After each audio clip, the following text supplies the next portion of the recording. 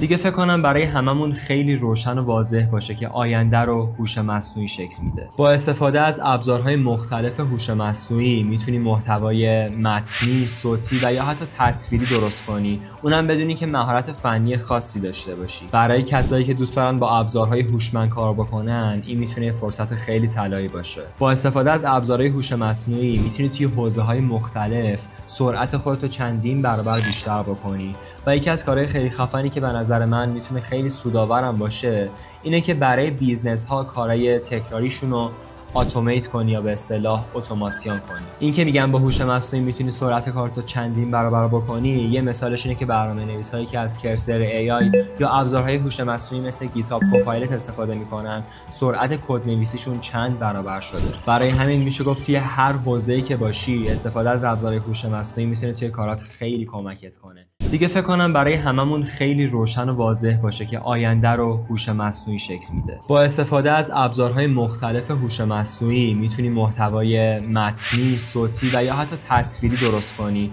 اونم بدونی که مهارت فنی خاصی داشته باشی. برای کسایی که دوست دارن با ابزارهای هوشمند کار بکنن، این میتونه فرصت خیلی طلایی باشه. با استفاده از ابزارهای هوش مصنوعی میتونی توی حوزه‌های مختلف سرعت خودتو چندین برابر بیشتر بکنی و یکی از کارهای خیلی خفنی که به نظر من میتونه خیلی سودآورم باشه اینه که برای بیزنس ها کارهای تکراریشون رو اتومات کنی یا به اصطلاح اتوماسیون کنی. این که میگم با هوش مصنوعی میتونی سرعت کارتو چندین برابر بکنی، یه مثالش اینه که برنامه‌نویسایی که از کرسر AI یا ابزارهای هوش مصنوعی مثل گیتاب کوپایلت استفاده میکنن، سرعت کدنویسیشون چند برابر شده. برای همین میشه گفت توی هر حوزه‌ای که باشی استفاده از ابزارهای هوش مصنوعی میتونه توی کارات خیلی کمکت کنه.